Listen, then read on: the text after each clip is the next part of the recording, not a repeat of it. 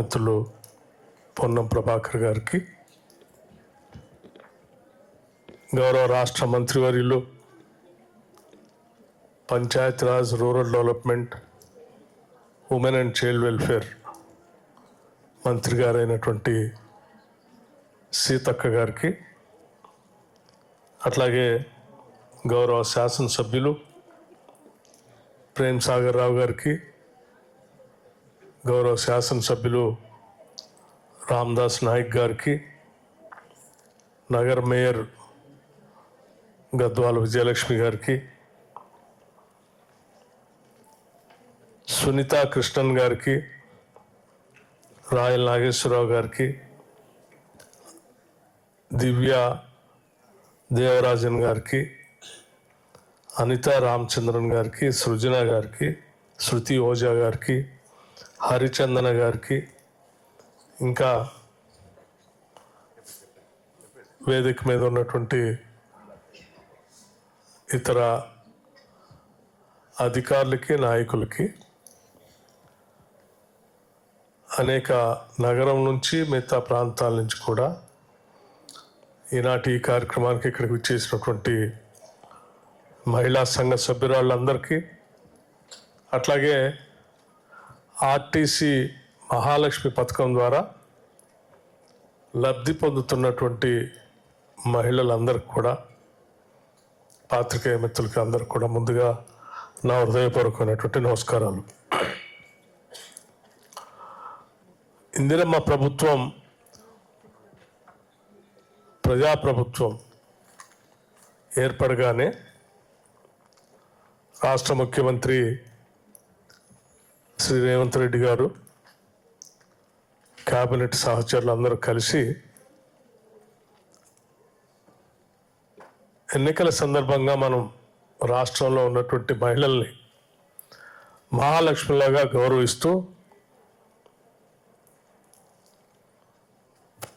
ఒక పథకాన్ని ప్రకటించాం. ఈ సందర్భంగా వెంటనే మనం దీన్ని తీసుకొని ముందుకు తీసుకొని వెళ్ళాలని చెప్పి సభలో ప్రమాణ స్వీకారం అయిన వెంటనే సభ్యులుగా ఆలస్యం అవుతుందేమో బయటకు వెళ్తే అని చెప్పి ఆర్టీసీ బస్సుల్ని శాసనసభ ప్రాంగణంలోకే పిలిపించి వెంటనే ఈ మహాలక్ష్మి పథకాన్ని ప్రారంభించిన చరిత్ర మీ అందరికీ ఒకసారి గుర్తు చేస్తూ ఉన్నాను. నాగిరెడ్డి గారు ఆర్టీసీ ఎండీగా ఉన్నారు. వారికి బాగా తెలుసు. ఈరోజు ఈ కార్యక్రమం ఆనాడు ప్రకటించినప్పుడు అందరూ నవ్వారు, ఇది సాధ్యమా అని. ప్రకటించిన తర్వాత మహిళలందరికీ ఉచితంగా ప్రయాణం చేసే కార్యక్రమంలో భాగంగా ఉచితంగా వాళ్ళు ప్రయాణం చేస్తారంటే ఆర్టీసీ నష్టపోతుందేమో, ఇప్పటికే ఆర్టీసీ నష్టాల్లో ఉంటే మరి మహిళలందరికీ కాంగ్రెస్ ప్రభుత్వం ఉచితంగా ప్రయాణం చేపించి టికెట్ లేకుండా ఆ టికెట్లు ద్వారా వచ్చే ఆదాయం అంతా ఆర్టీసీ నష్టపోతే ఇంకా ప్రమాదం కదా అని కూడా చాలామంది భావించారు. కానీ మా ఆర్టీసీ ట్రాన్స్పోర్ట్ మంత్రి గారు పొన్నం ప్రభాకర్ గారు చాలా స్పష్టంగా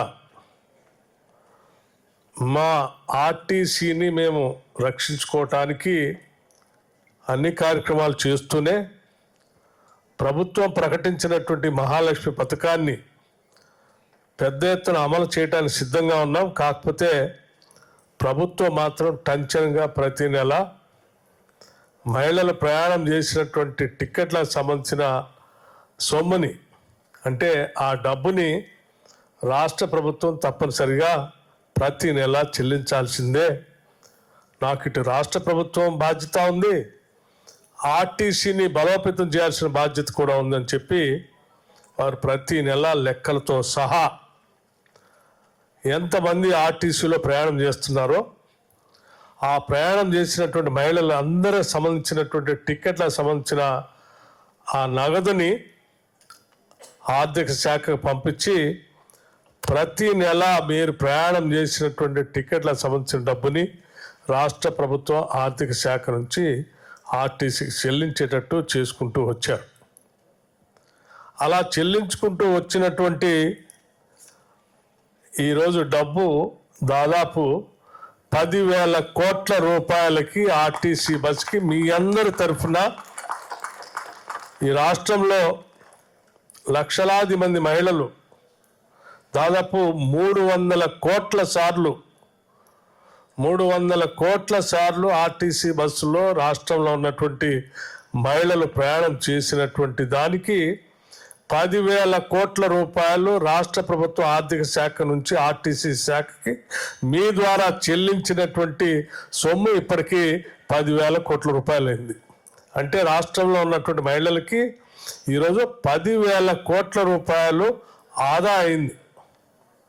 మీరు చెల్లించాల్సింది రాష్ట్ర ప్రభుత్వం చెల్లించింది కాబట్టి ఆ డబ్బంతా మీ దగ్గర ఉన్నట్టే.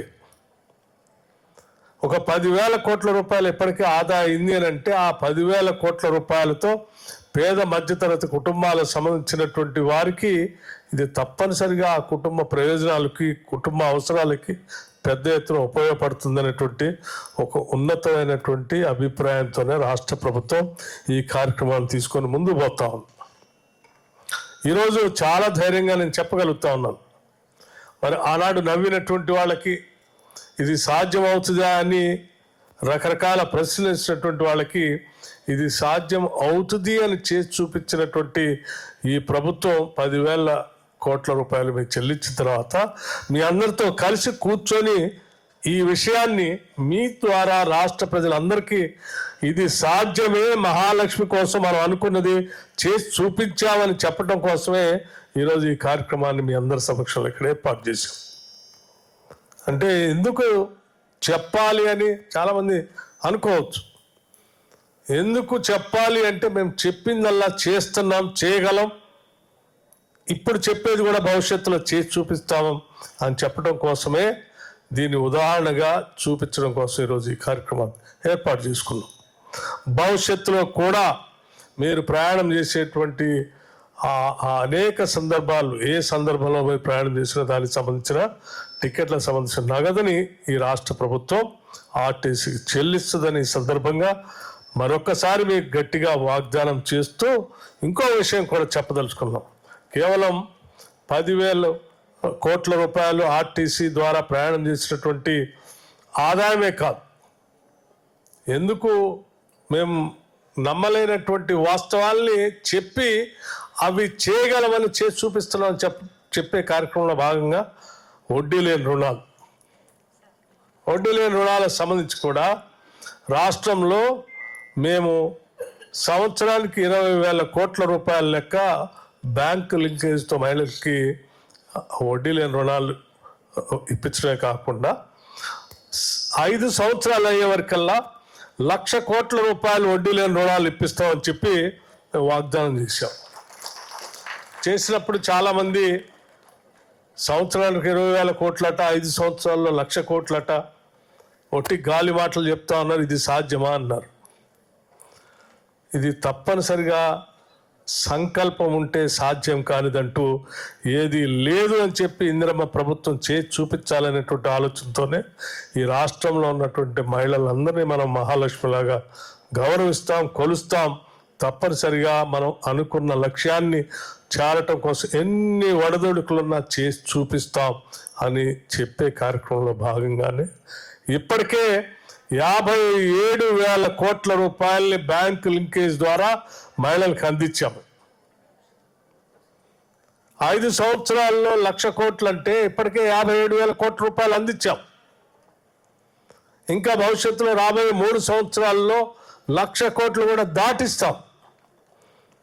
బ్యాంకు ద్వారా ఇచ్చే లింకేజ్ సంబంధించిన డబ్బుని 1,00,000 కోట్ల దాటిస్తాం. అది 1,50,000 కూడా కావచ్చు, 1,50,000 కూడా కావచ్చు, 57,000 కోట్లు కూడా కావచ్చు.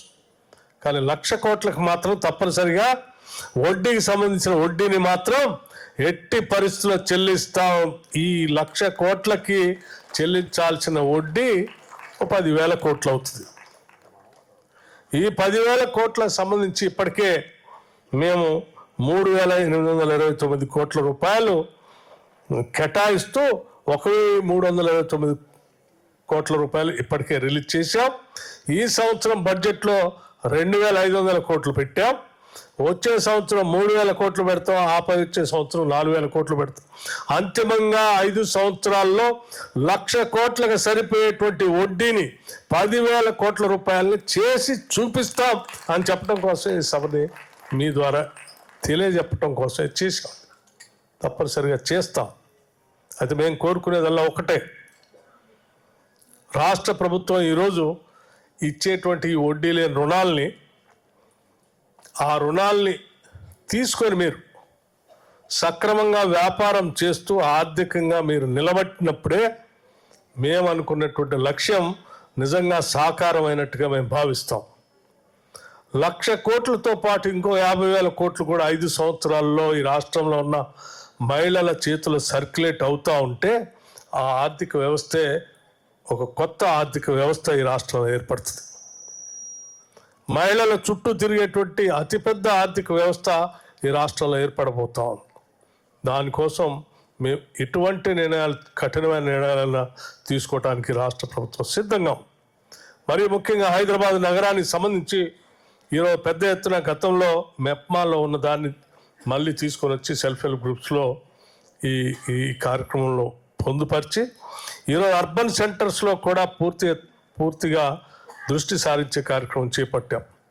హైదరాబాద్ నగరానికి సంబంధించి కూడా ఈరోజు పెద్ద ఎత్తున సెల్ఫ్ హెల్ప్ గ్రూప్స్లో మెంబర్స్ అందరినీ ఇందులో చేర్పించి ఈ హైదరాబాద్ నగరంలో కూడా మరీ ముఖ్యంగా మూసీ పరివాహక ప్రాంతంలో నివాసం ఉంటున్నటువంటి వాళ్ళని, స్లమ్స్లో ఉంటున్నటువంటి కుటుంబాలకు సంబంధించి, ఇంకా ఇతరత్ర పేద మధ్యతరగతి కుటుంబాలకు సంబంధించిన కాలనీస్ ఎక్కడెక్కడ ఉన్నాయో చూసి వాటిని టార్గెట్ గ్రూప్గా ఎంచుకొని అక్కడ పెద్ద ఎత్తున సెల్ఫ్ హెల్ప్ గ్రూప్స్ మెంబర్స్గా జాయిన్ చేయించి వారందరికీ వడ్డీ లేని రుణాలని ఈ హైదరాబాద్లో నగరంలో ఇప్పించడమే కాకుండా వాళ్ళు ట్రేడ్ చేసుకోవడానికి కావాల్సిన చిన్న ట్రేడ్ చేసుకోవటానికి, లేకపోతే మీడియం అండ్ స్మాల్ ఇండస్ట్రీస్ పెట్టుకోవటానికి కావాల్సిన లైసెన్సులు కానీ లేకపోతే ఇతరత్ర ఏ కార్యక్రమం ఉన్నా ప్రభుత్వం ద్వారా ఇప్పించి వాళ్ళందరినీ వ్యాపారస్తులుగా మార్చాలనేటువంటి ఆలోచనతో ఈ రాష్ట్ర ప్రభుత్వం ముందుకు పోతా ఉంది. హైదరాబాద్లో ఇది ఒక వెల్లువలాగా, ఒక మూమెంట్ లాగా ఈ సెల్ఫ్ హెల్ప్ గ్రూప్ సంబంధించినటువంటి వ్యవస్థను ముందుకు తీసుకొని పోవాలని ఆలోచన చేస్తూ ఉన్నాం. మేము చాలా సందర్భాల్లో హైదరాబాద్ నగరంలో చూసాం. చిన్న బళ్ళ మీద వ్యాపారం చేసుకునేటువంటి వాళ్ళు కానీ, తట్ట నెత్తన పెట్టుకుని వ్యాపారం చేసుకునేటువంటి వాళ్ళు కానీ, కూరగాయలు అమ్ముకునేటువంటి వాళ్ళు కానీ, హాకర్స్ కానీ గిరిగిరి వడ్డీకి తెచ్చుకొని ఆ వడ్డీకి తీసుకొచ్చిన డబ్బులతో ఆ రోజు కావాల్సిన సరుకు కొనుక్కొచ్చుకొని సాయంత్రం వరకు అమ్మి అందులో వచ్చిన దాంట్లో మళ్ళీ అదే రోజు వడ్డీ కట్టి తిరిగిపోయేటువంటి వాళ్ళని ఈ హైదరాబాద్ నగరంలో గతంలో చూసాం, ఇప్పుడు కూడా చూస్తూ ఉన్నాం.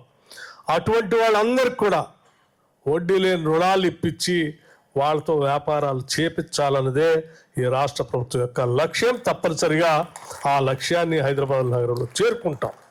ఆ చేరుకునే కార్యక్రమానికి మీ అందరు కూడా అందులో భాగస్వాములే. ఈ కార్యక్రమాన్ని, ఈ సమాచారాన్ని పెద్ద ఎత్తున మహిళల మధ్యలోకి తీసుకొని వెళ్ళి మా సెల్ఫ్ హెల్ప్ గ్రూప్స్ ద్వారా చేసేటువంటి కార్యక్రమంలో వాళ్ళంతా పాలు పంచుకునేటట్టుగా చేయవలసిందిగా విజ్ఞప్తి చేయటానికే ఈరోజు ఈ సమావేశాన్ని కూడా ఏర్పాటు చేశాం. రాష్ట్ర వ్యాప్తంగా ఉన్నటువంటి మహిళలకి మీ గ్రూపుల ద్వారా కానీ, మీ దగ్గర ఉన్నటువంటి ఇతర సమాచార వ్యవస్థ ద్వారా కానీ ఈ రాష్ట్రంలో ఇందిరమ్మ ప్రభుత్వంలో మహిళలకి పెద్దపీట వేస్తూ ఉన్నారు. రాష్ట్రంలో అందుబాటులో ఉన్న చిన్న వ్యాపారాలన్నింటినీ కూడా సాధ్యమైనంత వరకు మహిళలకు అప్పచెప్పే కార్యక్రమంలో సీతక్క గారు అనేక కార్యక్రమాలు, పథకాలు మొదలుపెట్టి ముందుకు తీసుకొని పోతూ ఉన్నారు. ఆర్టీసీలో బస్సులు కొనాలి అంటే సీతక్క గారు కొనిస్తే ఆ ఆర్టీసీ బస్సుల్ని మా శాఖలో మేము పెట్టుకుంటాం, నెల రెంట్ ఇస్తామని ఈరోజు పొన్నం ప్రభాకర్ గారు ముందుకు వచ్చేస్తూ ఉన్నారు. అట్లాగే రాష్ట్ర వ్యాప్తంగా సోలార్ ఎనర్జీ సంబంధించినటువంటి కార్యక్రమం ఉంటే సెల్ఫ్ హెల్ప్ గ్రూప్ మెంబర్స్కి రుణాలు ఇప్పించి ఎనర్జీ శాఖతో ఎంఓయూ చేపించి ఎక్కడో పెద్ద బడా వ్యాపారస్తులు చేసేటువంటి ఈ ఎనర్జీ సంబంధించినటువంటి వ్యాపారాన్ని కూడా ఈరోజు రాష్ట్రంలో మహిళలతో చేపించే కార్యక్రమాన్ని ముందుకు తీసుకొని పోతా ఉన్నాం.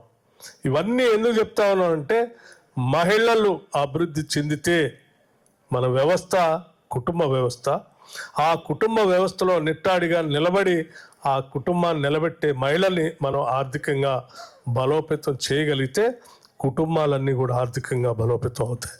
కుటుంబాలన్నీ ఆర్థికంగా బలోపేతం అయితే ఆటోమేటిక్గా ఈ సమాజమే బలోపేతం అవుతుంది.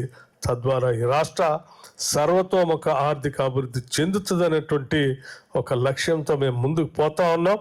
మీ అందరికీ నేను కోరుకునేది ఒక్కటే, మేము చెప్పినటువంటి ప్రతి దాన్ని అమలు చేసి ఆచరించి మీ అందరికి చూపిస్తాం.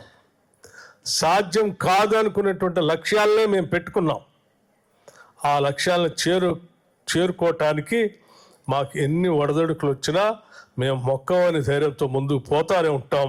ఆ పోయే కార్యక్రమానికి కావలసిన శక్తిని ఆశీర్వచనాన్ని కూడా మీరంతా మెండుగా ఈ ప్రభుత్వానికి ఇవ్వవలసిందిగా మీ అందరినీ కోరుతూ నేను ముగిస్తా ఉన్నాను. నమస్కారం, ధన్యవాదాలు. ధన్యవాదాలు సార్.